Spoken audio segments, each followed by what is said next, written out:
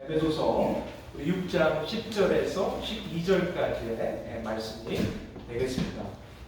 우리 함께 짧으니까요.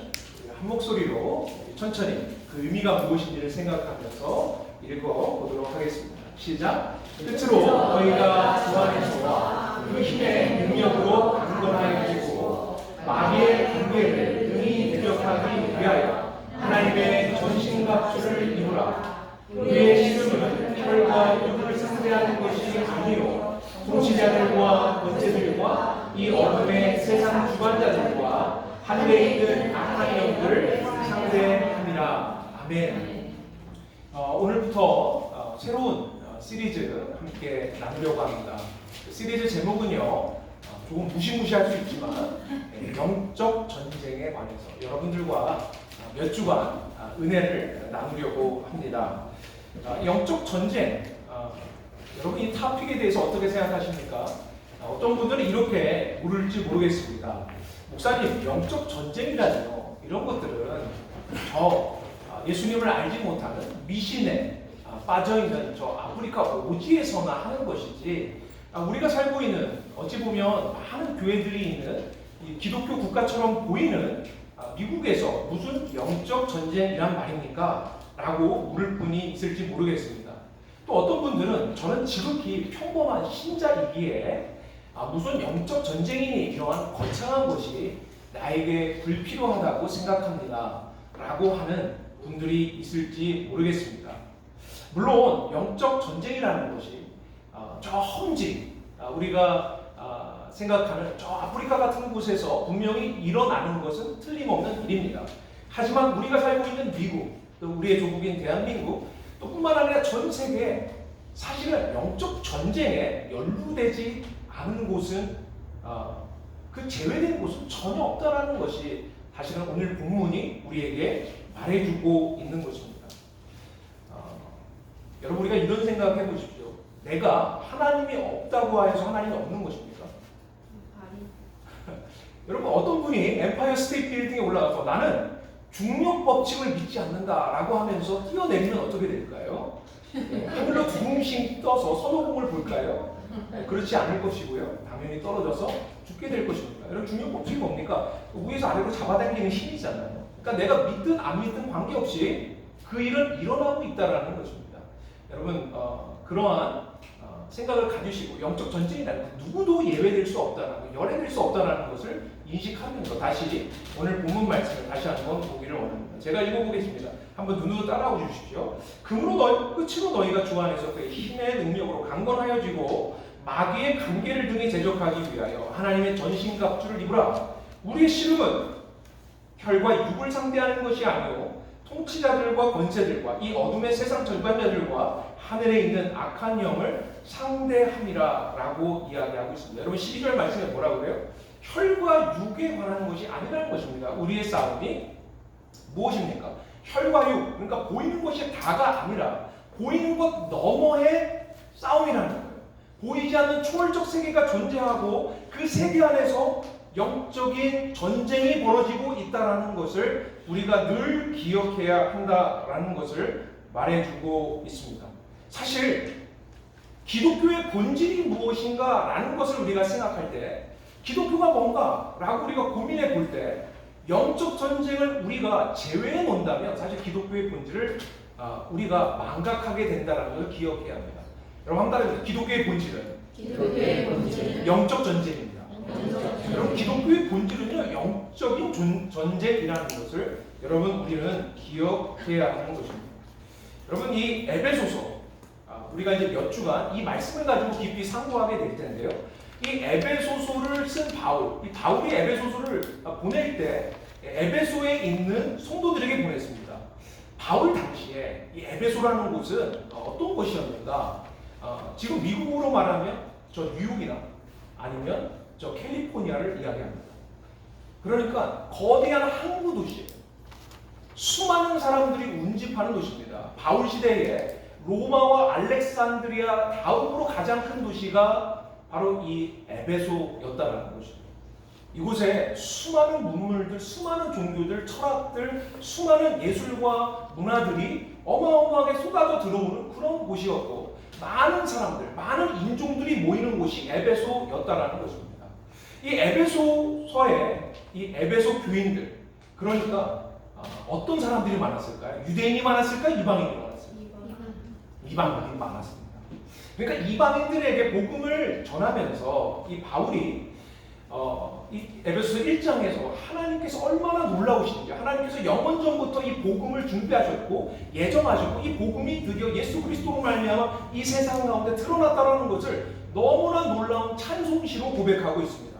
그리고 나서 2장으로 가면 너희 이방인들, 과거에 너희들 어떻게 살았는지 알지? 하나님으로부터 너희가 외인된 자였어. 하나님의 상속, 하나님의 유업에서 제외된 자였어. 그런데 예수 그리스도로 말미암아 너희가 하나님 백성이 되었다라는 것입니다.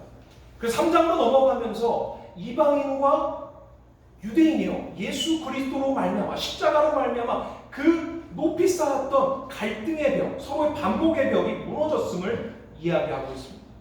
그러면서 이어지는 말씀에 무엇을 얘기하냐면 너희가 이제는 하나님의 백성이 되었으니 세상을 따라 살아가는 자가 아니라 예수 그리스도를 따라 살아가는 자가 되어야 한다라고 말하고 있습니다. 이것을 어떻게 표현하냐면 너희가 옛사람의 옷을 벗어버리고 새사람의 옷을 입어라 라고 말하고 있는 것입니다. 그러면서 몇 가지 구체적인 사례들을 이야기하고 있습니다. 제가 지금 여러분들에게 말씀드리는 것은 우리 여성분들이 상당히 싫어하는 말씀이 있습니다. 이렇게 얘기합니다. 아내들이요, 남편에게 복종하라. 분위기 안 좋잖아요. 항상 가로치고서 이렇게 쓰고 싶지 않습니까? 여러분들? 너 하는 거 봐서. 이렇게 우리는 쓰고 싶단 말이에요. 그런데 안타깝게 써있지 않습니다. 어떻게 복종하라고 합니까? 교회가 그리스도께 복종하듯이 남편에게, 아내는 복종하라고 이야기합니다. 그런데 이렇게 하고 끝나면 기분이 되게 여성분들이 나쁠 텐데 그 다음에 이어지는 말씀이 무엇입니까? 남편들이요, 아내에게 교회를 위해서 그리스도께서 자신의 몸을 주신 것 같이 그렇게 사랑하라고 이야기를 하고 있다는 거죠. 이렇게 부부의 관계를 이야기하고 이어서 부모와 자식의 관계를 이야기합니다. 자식은 부모에게 순종하라고 이야기하고요. 그리고서 아비들에게, 부모들에게 얘기하는 것이죠. 자식들을 노엽게 하지 말라고 이야기합니다.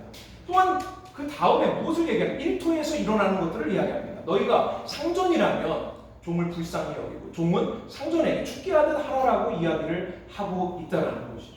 여러분, 이렇게 부부의 관계, 가족의 관계 넘어서 1토의 관계를 이야기를 하다가 갑자기 생뚱하게 무슨 얘기를 하냐면 너희의 싸움은 혈과 육에 관한 것이 아니고 라는 이런 영적인 싸움에 관해, 영적 전쟁에 관해서 말을 하고 있습니다. 뭔가 좀 생뚱맞다, 뭔가 좀 이상하다 라는 것들이 좀 우리가 좀 갖게 되는 그런 것이죠. 그런데 우리가 조금만 생각해보면 왜 바울이 이렇게 부부의 관계, 부모와 자식의 관계, 일터에서 해야 할 일들을 이렇게 규범들을 이야기하다가 갑자기 영적 전쟁으로 마치 건너뛰는 것처럼 이렇게 쓰고 있을까라고 우리가 생각해 보아야 되는데 이것은 사실 생뚱맞은 것이 아니라는 것입니다. 여러분, 영적 전쟁이라는 것을 왜 바울이 우리 신자에게 꼭 알아야 된다고 신신당부하는 것일까요? 저는 이런 예를 들고 싶습니다. 여러분 집에 욕실에 수도꼭지에 물이 틀어있어요. 활활활 나온다고 상상해 보십시오. 근데 그 물이 넘쳐서 이 욕실을 넘어서 여러분의 침실과 여러분의 거실에 물이 이제는 들어가서 물난리가 났다고 생각해 보십시오. 그럼 여러분이 이것을 아는 순간 어떻게 하시겠습니까? 일어나서 물을 밖으로 내버리지 않겠습니까? 그런데 우리는 알고 있어요. 이것만 한다고 끝나지 않을 것이라는 것을. 여러분, 이 근본적인 이 물난리를 해결하기 위해서 무엇해야 합니까? 무엇해야 합니까? 네, 욕실의 수도꼭지를 잠궈야 되는 것이죠. 여러분, 한 가지 더 예를 들어보겠습니다. 갑자기 제가 배가 아파요. 여러분이 배가 아프다고 여러분 생각해 보시죠. 배가 아픈 이유가 여러 가지가 있습니다. 그렇죠? 어제 맛있는 걸 혼자 먹어서 배가 아플 수도 있고요. 과식해서. 또 어떤 경우에는 사촌이 땅을 사서 배 아플 수도 있습니다. 또 갑자기 우리 배가 아픈 이유가 뭐 복막염에 걸릴 수도 있고요. 또 맹장에 걸릴 수도 있습니다. 여러 가지 이유가 있다는 것이죠. 여러분, 배 아프다고 해서 소화제만 먹는다고 다 해결되는 것은 아닙니다. 간단한 질병은 해결될 수 있지만 심각한 질병은 해결됩니까? 안 됩니까? 해결되지 않는다는 것이죠. 여러분, 또 하나 예를 들어보죠. 열이 납니다. 여러분, 열이 나는 이유는 여러 가지가 있습니다. 감기 걸릴 수도 있고요. 코로나에 걸릴 수도 있습니다. 또 뭐가 있습니까? 폐렴에 걸릴 수도 있고요. 또 폐결핵에 걸릴 수도 있습니다. 아니 더 심각한 질병 때문에 병에 걸릴 수가 있다는 거예요. 여러분 이런 질병에 걸렸을 때 아니 해열제를 먹었습니다. 잠깐 해결될 수 있어요. 그런데 이것이 심각한 폐렴이나 폐결핵이라고 한다면 해결이 되겠습니까? 안 되겠습니까? 해열제 먹는다고 해결되지 않는다는 거예요. 그래서 이런 해결되지 않을 때 우리는 어디로 가죠? 어디로 갑니까? 병원에 갑니다. 여러분 병원에 가면 우리는 충격적인 사실에 깜짝 놀라게 됩니다. 왜 그렇죠? 갑자기 하얀 가운 입은 사람이 들어와서 청진기로 배를 비박번 대더니 100불 이상을 요구합니다. 상당히 충격적입니다. 아니 이럴 수가 있는데 아니 아까보다 뭐가 더 비싸다는 거예요? 진단비가 더 비싸다는 것을 알고 우리는 매일매일 깜짝아 우리는 이 병원 갈 때마다 놀란다는 사실을 우리는 보게 됩니다. 여러분 근데 그만큼 진단이 중요하다는 거예요. 사랑하는 성도 여러분 왜 갑자기 부부의 관계, 부모와의 관계 그리고 일터에서 어떻게 해야 된다 이런 것들을 이렇게 우리 실제적인 이야기를 하다가 갑자기 영적인 전쟁에 관해서 이야기를 하는 것일까? 여러분 기독교인들에게 하나님께서 우리 신자에게 요구하는 자리가 뭔지를 생각해 봐야 합니다. 무엇입니까? 우리만이 이 세상의 문제의 근본 그 진앙지 진원지를 정확히 진단할 수 있다는 거예요. 우리만이 할 수 있는 거예요. 세상은 모릅니다. 여러분 세상에 하는 게 뭡니까? 우리 인간이 조금 더 지식을 알게 되면 좀 더 교양이 쌓이게 되면 더 많이 배우게 되면 어떻게 된다고 합니까? 악한 자가 교화되어서 선한 자가 될 수 있다고 믿습니다. 그래서 여러분 서양의 역사를 보고 여러분 이 동양의 역사를 봐도 열심히 배우는 것이 그만큼 중요해요. 여러분 우리가 교양 있는 사람을 무슨 사람이라고 하죠? 배운 사람이라고. 그렇죠, 맞죠? 저 사람 배운 사람. 여러분 배웠는데 배운 대로 해야 합니까? 안 합니까? 안 하는 사람이 훨씬 더 많다는 것을 우리는 보고 충격을 받게 되는 거죠. 여러분 우리는 이럴 때 우리는 질문하게 돼야 합니다. 어떤 질문을 해야 됩니까? 배운다고 사람이 변하는 것이 아닙니다. 착해질 줄 알았는데 착해지지 않는다라는 것을 보고 우리는 충격을 받습니다. 왜 그러냐면 이것은 단순히 인간의 본성의 문제가 아니라 이 본성을 넘어서서 우리를 이끌어가고 있는 인류를 통째로 끌고 가고 있는 무슨 세력이 있다는 거예요. 어둠의 세력이 있다는 거죠. 악의 주관자가 있다는 것입니다. 어마어마한 힘이 여기에 연관되어 있다는 것을 기억해야 하는 것입니다. 그런데 그것을 세상은 알지 못하지만 누구는 안다고요? 여러분 우리 그리스도인은 안다는 거예요.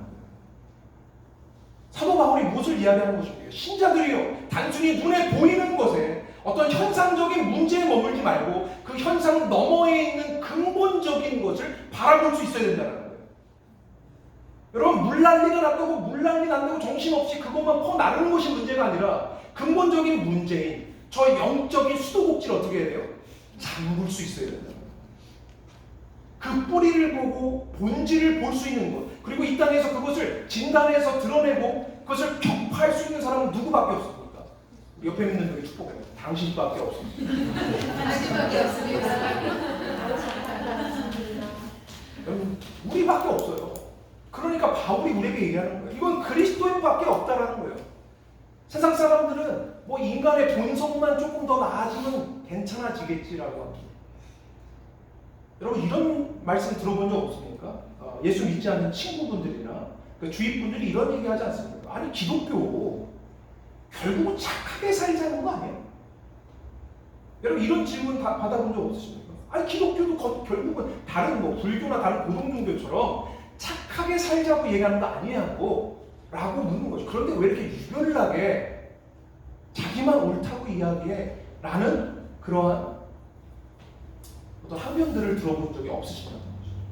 여러분 그런데 기독교를 단순히 착하게 사는 것으로 우리가 거기에 고개를 끄덕이고 있다는 우리 기독교의 본질을 망각하고 있는 거죠. 여러분 내가 착해진다. 차라리 그러면 뭐 해야 되죠? 이렇게 예배하지 마시고요. 저 산 좋고 물 좋은 곳에 가서 마음을 수양하세요. 돌을 닦으세요. 그러면 더 착해질지 모르겠습니다. 여러분 기독교가 말하는 것은 무엇입니까?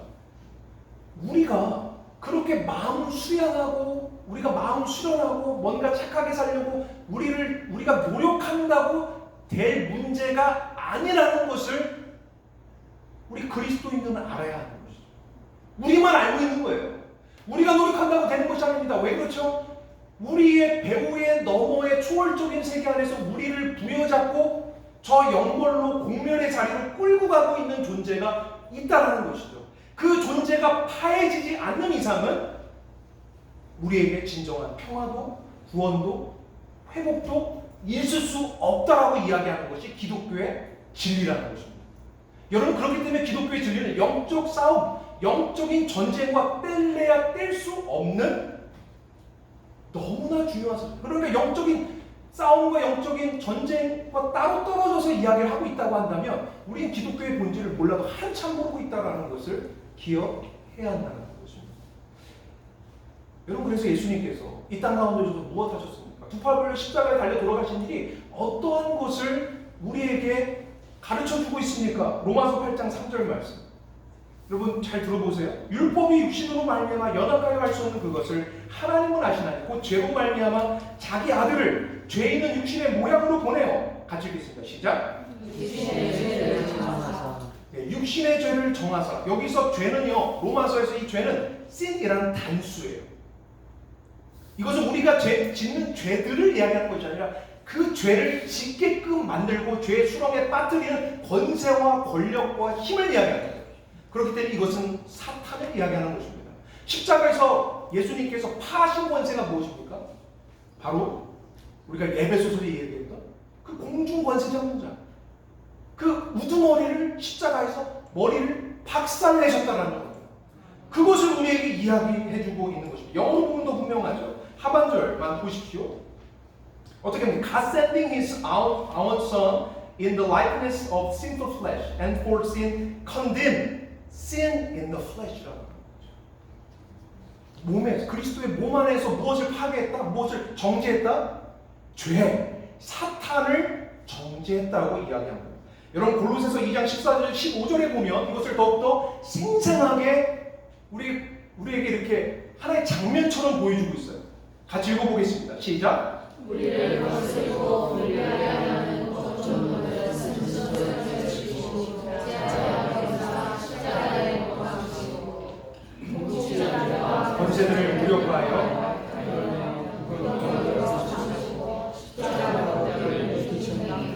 여러분 보이십니까? 예수님께서 하신 일이 어떤 일이냐? 우리는 너무 눈에 보이는 것만 천착해요. 그렇죠? 우리는 너머의 것, 왜 세상이 이 모양일까? 왜 이 꼴일까? 단순히 인간의 문제가 아니라 인간 전체와 온 우주를 끌고 가고 있는 어마어마한 권세가 있다는 것. 그 너머의 것을 볼 수 있는 자가 그리스도인이라는 것. 그래서 우리의 눈이 열리고 보니까 예수님께서 십자가에 달려 돌아가셨던 것은 무엇을 파괴하시는 사건인가? 바로 우리를 붙들고 영벌과 공멸의 자리로 가게 만드는 그 권세가 십자가에서 힘을 잃게 되었다는 것을 선언하고 있는 거예요. 여러분 여기서 보면 15절에 통치자들과 권세들을 무력화하였다. 무엇입니까? 그들이 입고 있는 갑옷, 그들이 쥐고 있는 창과 칼이 무장 해제되어서 포승줄에 묶여서 예수 그리스도가 마치 백마에 탄 개선장구처럼 들어가고 있는데 뒤에서 끌려가고 있는 생생한 모습을 우리에게 보여줍니다. 그것이 어디서 일어났다고요? 갈보리 십자가 언덕에서 일어났다. 그로 말미암아 우리가 해방되었음을 성경은 우리에게 선언하고 있는 것입니다. 여러분 옆에 분에게 축복하기 원합니다. 눈을 뜹시다. 눈을 떠요. 제가 이런 얘기를 하면 어떤 분은 깜짝깜짝 놀랄지도 모르겠어요. 눈을 떠야 됩니다. 우리가 눈을 떠야 되는 문제라는 거예요. 주님께서 우리를 그렇게 부르고 계시다는 거죠. 여러분 영적 전쟁은요, 기독교의 본질이라는 것을 잊으시면 합니다. 여러분 영적 전쟁을 놓치는 순간 우리는 예수님께서 왜 오셨는지를 까먹게 돼요. 예수님께서 십자가에서 이루신 일이 무엇인지를 알지 못하는 거예요. 그냥 눈에 보이는 거에만 빠져 현상과 증상에만 이끌려가는 인생이 될 수밖에 없다는 것이죠. 하나님은 우리를 그 너머의 것을 보고 우리가 판단하고 분별하여서 사단의 그런 모든 악한 일들을 격파하도록 우리를 초청하시고 또 우리에게 참여하도록 하나님 부르고 계시다는 것입니다. 그렇다면 두 번째, 사탄이요 어떻게 우리를 공격할까요? 여러분 너무 많아요. 그런데 대표적인, 특별히 우리 교회 역사에서 지금까지 계속해서 어떻게 사단이 자신의 책략과 계략을 통해서 우리를 무너뜨리고 있는지를 정확히 알 필요가 있습니다. 그것이 무엇인가? 그림 하나 보여주시겠습니까? 예, 보이시죠? 우리 풍삼초를 하신 분들은 다 이 그림이 떠오르시라고 생각합니다. 만약에 떠오르지 않으면 찾아오세요. 다시 해드리겠습니다. 자, 여기서 보면 여러분 이게 생활양식, 지적탐구, 그리고 경험과 체험 위기가 있습니다. 여러분 이것을 이렇게도 볼 수 있어요. 여러분 우리 마음은요 3가지 요소로 되어 있습니다. 첫 번째는 무엇입니까? 딱 지성이라는 거죠. 지성의 영역이 뭐죠? 생각하는 거죠. 분별하고 판단하고 이런 것들을 다 관장하는 것이 지성이 하는 역할이에요. 그것이 바로 지적 탐구의 역할일 수 있고요. 자, 그러면 경험과 체험과 위기 이런 것들은 무엇을 가르치는 걸까요? 따라하겠습니다. 정이라는 거예요. 여러분 우리 부부가 왜 살죠? 아유 왼수야. 그래서 정 때문에 산다고 그러는데 우리 교회 성도님들 그러지 않으신 것 같아요. 자, 정이라는 게 무서운 거예요. 여러분 정이 뭡니까? 감정이잖아요. 느끼는 거잖아요. 그죠? 그래서 체험, 경험 이런 것들을 관장하는 것이 정이 될 것입니다. 그럼 마지막으로 무엇입니까? 우리가 실천, 행동 이런 것들에 관장하는 것이 의라는 거예요. 그래서 우리 마음은요 지와 정과 위에, 그러니까 mind, heart, will 3가지로 이루어져 있다는 것을 기억해야 합니다. 여러분 우리가 건강한 그리스도인이라면 이 지정의가 어떻게 돼요? 밸런스가 맞죠. 균형이 맞아야 돼요. 맞습니까? 여러분 균형이 맞는 사람이 건강한 그리스도인이에요. 하나에 쏠리면 안 돼요. 여러분 그러면 사탄은 어떻게 공격할까요? 바로 이 지와 정과 의에서 하나를 너무 강조한 나머지 다른 2가지를 놓치게끔 만든다는 거예요.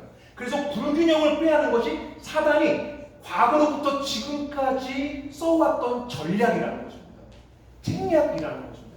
여러분 한번 하나하나 조목조목 생각해 보았으면 좋겠습니다. 여러분 먼저 우리가 이런 생각을 해봤으면 좋겠어요. 하나님께서 과거로부터 놀라운 부흥들, 오늘 우리 찬양했죠. 부흥, 아주 공교롭게도 부흥까지 찬양을 했는데 하나님께서 역사를 보면 우리 한국도 마찬가지지만 이 전 세계에 놀라운 부흥들을 허락하셨습니다. 영적 대각성 운동도 일어났고요. 우리가 대표적인 것이 종교 개혁이에요. 마르틴 루터라는 사람이 1917년도에 95개조 반박문을 붙이면서 부패한 이 교황 정권과의 싸움이 시작되었습니다. 그러면서 우리 개신교가 탄생하게 되었던 것이죠. 여러분 여기서 마틴 루터에게 하나님께서 깨닫게 한 것이 처음에는 깨닫게 하셨어요. 뭘 깨닫게 했어요? 솔라 피데, 솔라 그라티아 이런 것이 무엇입니까? 오직 은혜로, 오직 믿음으로 구원받는다라는 것을 깨닫게 하셨잖아요. 그 전에는 그것이 묻혀 있었어요. 그런데 마틴 루터라는 사람에게 하나님께서 놀라운 지적인 깨달음을 주신 거예요. 지성의 불이 반짝 들어온 거예요. 이게 하나님의 놀라운 구원이구나. 이것이 하나님의 놀라운 자유구나. 이것이 놀라운 하나님의 능력이구나. 지적으로 깨닫게 됩니다.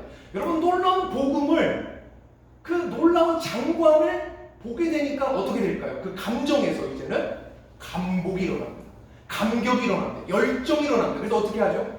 내가 내 남은 인생을 이 복음을 위해서 살지 않고서는 견딜 수가 없는 그런 감정, 열정이 불부터 일어나니까 자연스레 어디까지 가겠어요? 손과 발이 움직이는 데까지 갑니다. 여러분 이렇게 해서 종교개혁이 일어났단 말이에요. 그뿐만 아니라 영적 대각성 운동도 이와 같은 관점에서 보면 일어났습니다. 처음에 지적인 것에 깨달음이 시작되었고요. 그 다음에 감정이 그에 반응하게 됐고요. 그리고서 실천하게 되는 자리로. 그래서 이 3가지가 균형 잡혀서 3가지가 같이 따로 놀지 않고 함께 움직여 갔다는 거죠. 여러분 이것이 하나님의 부흥의 역사예요. 그런데 사탄이 이 부흥이나 영적 대각성을 어떻게 깨트리는지를 봐야 돼요. 이것이 불이 확 식어질 때 어떤 일이 역사 가운데 일어납니까? 어떤 부류는 이렇게 얘기합니다. 지적인 것이 너무너무 중요한 나머지 실천이나 어떤 체험이나 이런 것이 다 의미 없다고 이야기하는 부류가 됩니다. 여러분 대표적인 그런 예들이 어떤 것이 있을까요? 예종론과 자유의지에 대한 논쟁입니다. 꼭 그런 부흥이 일어나고 나서 사람들이 사단이 어떻게 전략 폭격을 하는지 보십시오. 예정론 자유의지 가지고 하나님이 영원전부터 하나님 선택한 사람과 버린 사람을 하나님께서 구분해 놓으셨다. 그러니까 우리가 전도할 필요가 있는가? 왜? 미리 정해 놓으셨습니까? 이런 식의 앉아서 탁상 공론이 시작되더라고요. 여러분, 우리는 물론 우리는 침례교입니다. 우리 개척한 교회가 침례교입니다. 그래서 침례가 성경적이라고 저는 철저히 믿어요. 하지만 침례든 세례든 그것이 구원을 결정한다고 저는 믿지 않습니다. 여러분도 마찬가지예요. 여러분, 침례나 세례가 사람을 구원을 결정하는 것이 아닙니다. 진정한 신앙 고백이 믿음이 우리가 결정하는 것이죠. 맞습니까? 네. 제가 이단 교리를 얘기하는 겁니까? 아니죠. 여러분, 근데 많은 사람들이 어떻게 하냐면 사람을 온몸을 집어넣어야 되냐 아니면 뿌려야 되냐 이거 가지고 평생 이거 갖고 싸우는 거예요. 예정론이 자유의지니 여러분 성경에 다 있으니까 아멘 하세요. 정말 중요한 게 무엇입니까? 뿌리는 것과 잠기는 것 그것 때문에 신앙생활 안 하실 거예요. 사단이 무엇을 노리냐면 본질적인 우리 구원의 핵심은 놓아버리게 하고 이런 쓸데없는 것에 물론 쓸데없다는 것은 비교해서 이야기하는 거죠. 아무 이 없다는 얘기는 아니에요. 침례가 중요한 것입니다.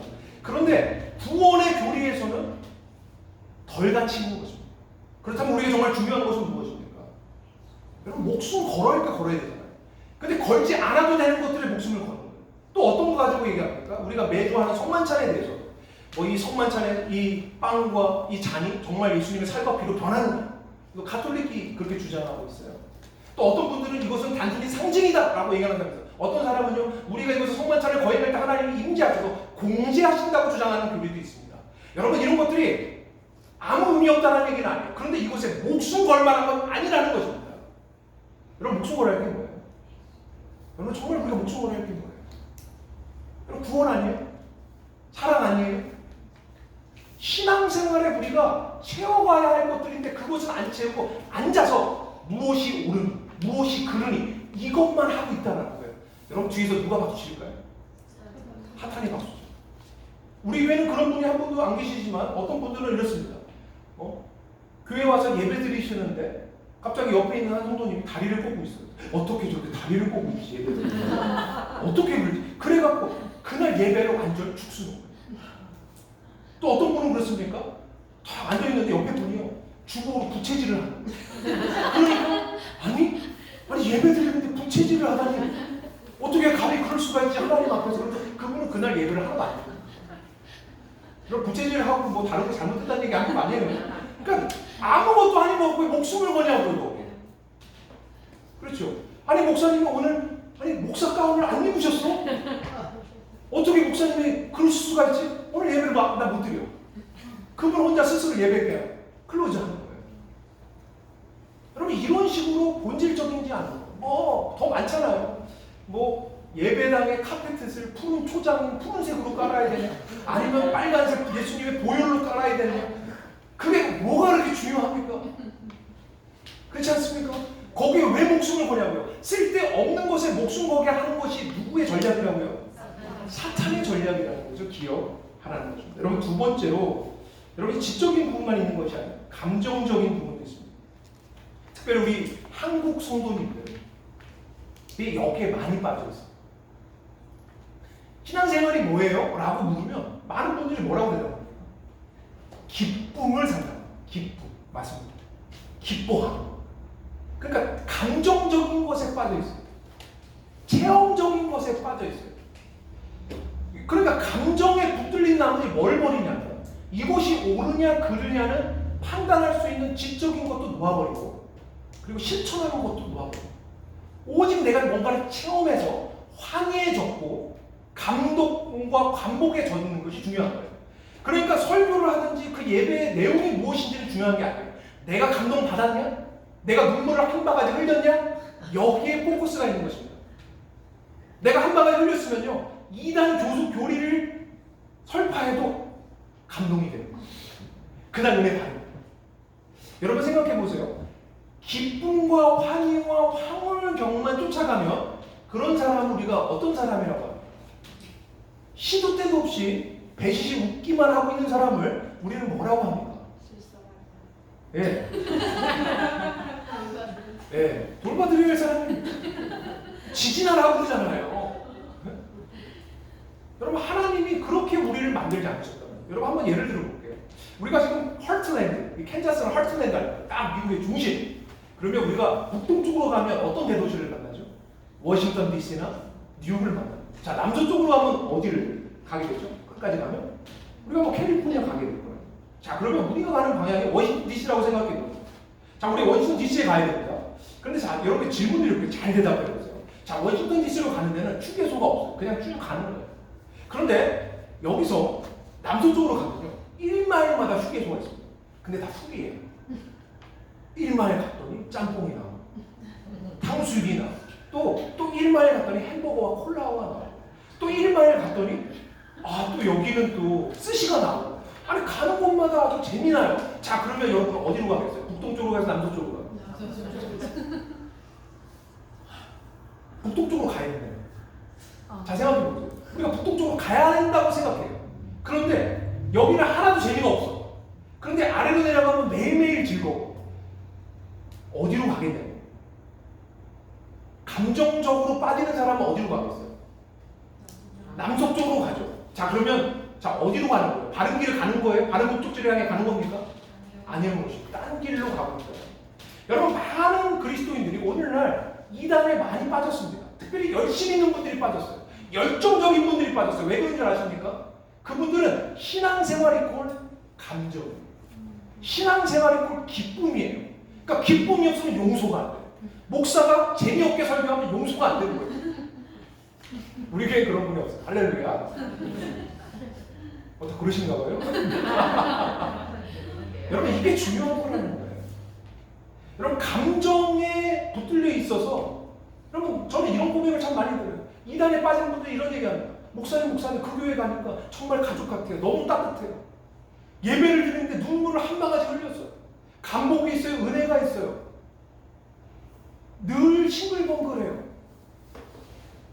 여러분, 그 감정 이퀄 신앙이라고 생각해서 우리는 북동쪽으로 가야 됩니다. 새하늘과 새 땅의 자리로 가야 됩니다. 어디로 가는 거예요? 사단이 영벌의 자리를 딴 데로 이끌고 있는 수많은 이단에 빠진 열심히 있는 성도들을 우리는 보고 있지 않습니다. 여러분, 사단이 어떻게 우리를 공략하고 있는지를 생각해 봐야 합니다. 여러분, 이렇게 해도 여러분이 별로 설득이 안 되시는 표정이, 그래도 난 무조건 기쁨이야, 뭐 이런. 근데 생각해 보세요. 여러분, 결혼 생활하는 게, 우리 여성분들 한번 대답해 보세요. 일생에 다이아를 언제 한 번 받는 겁니까? 다이아 반지. 제 아내가 당신이 언제나 좋은 적이 있냐 저를 무시하고 있는데, 여러분, 다이아 반지를 언제 한 번 받아요? 여성분들 결혼할 때, 그렇죠? 결혼할 때 한 번 받는 거예요. 여러분, 그런데 생각해 보세요. 이 남자가 결혼을 했는데 매달 다이아 반지를 선물한다고 생각해 보세요. 그럼 여러분은 어떻게 생각하십니까? 너무너무 좋아요? 너무너무 기뻐요? 아니면 이 인간이 무슨 딴짓을 하고 있나, 뭐 나한테 잘못한 게 없나, 이런 생각이 들지 않겠습니까?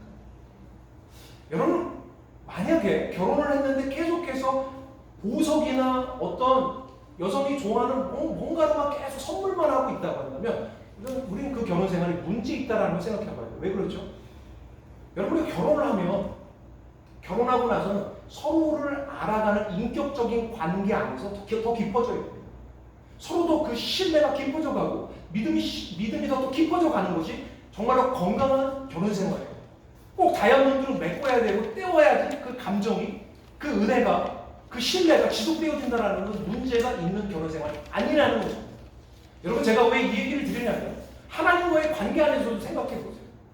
하나님 앞에 처음 첫사랑, 그때 큰 감격과 감복을 많이 받으셨을 거예요. 그때 하나님이 그런 감격과 감복의 다이아를 주신 거예요. 근데 그걸 가지고 계속 매번 하나님 그 다이아 주세요, 또 주세요, 또 주세요 하고 있다면 무엇이 문제입니까? 하나님과의 인격적인 관계가 깊어져 가고 있지 않다는 거죠. 사랑하는 성도들, 감정에 빠지지 않죠. 내가 이것이 옳은 것인가? 이것이 바른 것인가? 더욱더 하나님을 알아가는 데 힘써야 돼요. 할렐루야. 네. 이런 사단의 공략이 있다는 것이고, 마지막 세 번째가 무엇입니까? 의지적인 부분. 여러분, 의지적인 부분에 있어서 예수님께서 대표적으로 이런 말씀을 하셨습니다. 우리가 지난주까지 함께 나눴던 주기도문이 어디에 이렇게 담겨 있습니까? 산상수훈에 담겨 있어요. 산상수훈에 담겨 있는데 그 핵심이 주기도문이고, 그 주기도문 위에 유대인들이 대표적으로 행했던, 실천했던 주 덕목들이 나옵니다. 첫 번째가 무엇이냐면 구제예요. 두 번째가 뭐예요? 금식입니다. 세 번째가 기도입니다. 여러분 기도하는 것이 좋은 겁니까? 나쁜 겁니까? 당연히 좋은 거죠. 말할 것도 없이 좋은 거죠. 기도해야죠. 자, 구제하는 거 좋은 거니까 나쁜 겁니까? 가난한 사람들 돕는 게 잘하는 거예요? 못하는 거예요? 너무 잘하는 거잖아요. 너무 귀한 그런 실천 아닙니까? 금식 좋은 거예요? 나쁜 거예요? 좋은 겁니다. 너무너무 좋은 거예요. 그런데 이 세 가지를 가지고도 사탄이 우리를 공격할 수 있다는 걸 여러분 아십니까? 이 좋은 걸 가지고 공격을 하는 거예요. 어떻게 공격하는가? 예수님께서 금식, 구제, 기도하지 말라고 했어요. 근데 그 앞에 조건이 있어요. 어떤 기도, 어떤 구제, 어떤 금식하지 말라는 거예요? 남에게 보이는 것들 하지 말라는 거예요. 남을 의식하면서 하는 것 하지 말라고 얘기하는 거죠. 기도 자체는 귀한 거예요. 너무 소중한 것이죠. 구제도 마찬가지고 금식도 너무나 소중한 것인데 이 모든 것들이 결국은 남을 의식하면서 내가 너보다 잘났어. 내가 너보다 경건해. 내가 너보다 훌륭해. 내가 너보다 뛰어나. 너는 왜 그 모양이냐? 라는 것으로 만약에 이 귀한 것들을 내가 써먹고 있다면 이런 거 하지 말라. 사단에게 공격당하고 있는 거죠. 사랑하는 성도 여러분, 한번 생각해 보세요. 나는 지금 무엇에 패배하고 있는지, 무엇이 쉽게 넘어지고 있는지. 여러분 사단 얼마나 교활합니까? 제가 참 한 목사님이 이런 예화를 들은 거 보고 너무너무 무섭고 제가 몇 분에게도 이렇게 나눈 적이 있는데 이런 예화입니다. 한 목사님, 한 권사님이 새벽 기도를 한 번도 안 빠지고 가시는 분인데 이분이 갑자기 그날만큼은 너무 피곤해서 새벽 기도를 못 가게 된 거예요. 그래서 누워있는데 누가 깨우더랍니다. 일어나라고. 그가 누구였냐? 미스터 사탄이었어요. 그 사탄이 야, 너 지금 뭐 하는 거냐고. 지금 아프리카 오지에서는 지금 식인종들과 싸우면서 지금 복음을 증거하는 선교사님이 계시고 저 북한과 중국에는 지하에 정말 이 목숨을 걸고 핍박 가운데서도 지금 신앙생활하는 그런 귀한 성도님들이 계신데 지금 이렇게 잠자고 있을 때는 일어나야지. 그래서 사탄이 막 깨우더랍니다. 그래서 아유 피곤하다 그러면서 한데도 불구하고 교회를 갔답니다. 그래서 교회에 가서 열심히 기도해서 눈을 딱 떴더니 목사님이 안 계신 거예요. 그러니까 딱 마음에 드는 게 뭐예요? 아니 목사가 돼가지고 기도를 요만큼밖에 안 하는가? 그리고 딱 봤더니 그날따라 장로님은 또 안 나오신 거예요. 아니 장로님은 지금 뭐 하는 거야? 그러니까 우리 교회가 이 모양 이 꼴이지 라고 시작하면서 정죄를 하는 거예요. 사랑하는 성도 우리 정말로 우리가 바르고 건강한 신앙생활을 하고 있다면 이 좋은 것들, 기도를 통해서 다른 사람이 못하고 있다면 내가 그 사람을 보충하며 기도하는 것에 의미를 갖길 바랍니다. 여러분 우리가 연약한 사람을 볼 때 그 사람을 채워주는 것으로 기뻐해야 되는 거예요. 설득이 잘 안 되시는 것 같아요. 하나 더 해보세요. 여러분 생각해보세요. 여러분 팔이 부러졌어요. 그럼 여러분 어떻게 하시겠습니까? 1번 잘라버립니다. 2번 이것을 어찌됐든 회복할 때까지 이거를 기부스에서 목에다 둘러맨다. 1번이니까 2번입니다. 1번 왜 안 하세요? 아니 이거 부러졌는데 왜 잘라버리지? 왜 그렇습니까? 내 몸이니까. 맞습니까? 여러분 우리는 그리스도의 몸이에요. 맞습니까? 우리가 연약함을 볼 때 내가 그럴 줄 알았어. 저 사람 저럴 줄 알았어. 여러분 이런 모습이 돼요? 안 돼요? 잘라버릴 거예요? 아니잖아요. 그 사람이 건강해지고 그 사람이 성숙해질 때까지 어떻게 해야 돼요? 기다리는 거예요. 내 팔이 건강을 회복할 때까지 나는 건강한 목에다가 둘러매고 있는 겁니다. 맞습니까? 내가 좀 힘들고 어려워도 내가 지고 가는 겁니다. 그것이 진정한 그리스도 안에서의 몸의 모습이라고. 여러분 사단은 그런데 끊임없이 이렇게 지정의를 깨트려서 우리로 하여금 하나님이 원하시는 방향, 하나님이 원하시는 길이 아니라 전혀 다른 곳으로 우리를 이끌어가고 있다는 거예요. 여러분 여기서 우리는 경각심을 가져야 한다는 거죠. 여러분 그렇다면 내가 정말 그리스도 안에서 건강한 신앙생활을 하고 있는지를 보기 위해서 영적 공격의 가장 강력한 무기가 무엇인가 우리가 한번 보기 원합니다. 바로 그것이 무엇이냐면 고린도전서 13장에 나오는 것이에요. 여러분 고린도서 13장 1절에 3절을 보세요. 여러분 지정의를 생각하면서 이 말씀을 한번 보시기 원합니다. 자 1절 제가 읽어볼게요. 내가 사람의 방언과 천사의 말을 할지라도, 자 여기서 내가 사람의 방언과 천사의 말을 할지라도는 지정의 중에 무엇을 얘기하는 거예요? 여기서 방언을 하는 거예요. 그죠? 뭐 체험이에요, 경험이에요. 그럼 뭐예요? 지정의 중에 정의. 자 정의예요. 자 정의 부분이 이제 무엇이 없으면, 사랑이 없으면 뭐예요? 소리나는 구리와 무리를 낀다. 나 방언해. 그러니까 방언을 하니까 방언 못하는 것들은 어떻게 해요? 다 문구로라는 거예요. 이게 아니라는 거예요. 그렇죠? 자, 두 번째 부분. 내가 예언하는 능력이 있어. 모든 비밀, 모든 지식을 알고 또 산을 옮길 만한 모든 믿음이 있을지라도, 자 이것은 무엇입니까? 지정이죠. 모든 지식. 지식이죠. 지정, 지성. 그런 지성에 내가 어마어마한 지성을 가지고 있는, 세상에 있는 모든 지혜를 다 갖고 지식을 갖고 모든 믿음을 가지고 있으면 얼마나 대단한 지성입니까? 그렇죠? 그랬다 할지라도 뭐가 없으면, 사랑이 없으면 내가 아무것도 아니야. 여러분 세 번째 보시죠. 내가 내게 있는 모든 것을 구제하고 전 재산을 다 팔아서 구제했대요. 또 내 몸을 불사르게 내줄지라도, 내가 내 몸을 불구덩이에 던져서 살신성인해서 내가 어마어마한 희생을 치는 거예요. 자 이것은 무엇입니까? 지정 중에 의지죠. 실천입니다. 이런 어마어마한 실천을 했어도 뭐가 없으면, 사랑이 없으면 내게 안 되는 거예요. 무엇을 얘기합니까? 여러분이 대단한 지성을 가지고 계세요. 신앙생활을 오래 하면서 하나님 말씀을 너무나 깊게 깨달았어요. 근데 그게 여러분을 어디로 이끄는지를 보시고, 내가 이렇게 대단한데 또 대단하지 못한 사람을 무시하고 있지는 않아요. 내 지식을 가지고 옳고 그름만 판단하고 있지는 않은지, 아니면 내가 체험한 거 가지고, 너 방언해봤어? 너 이렇게 2시간, 3시간씩 깊이 기도해봤어? 정말 하나님의 깊은 화면 봤어? 환상 봤어? 꿈 봤어? 이런 거 가지고, 그런 거 가지고 떼고 있지는 않아요. 그것이 정말로 사랑으로 가고 있는지를 보라는 것입니다. 바울이 그것을 이야기하고 있는 거예요. 그렇지 않다면 무엇입니까? 사탄에게 지금 패배하고 있다는 걸 기억합니다. 나는 지금 넘어지고 있다는 것을 기억해야 하는 것입니다.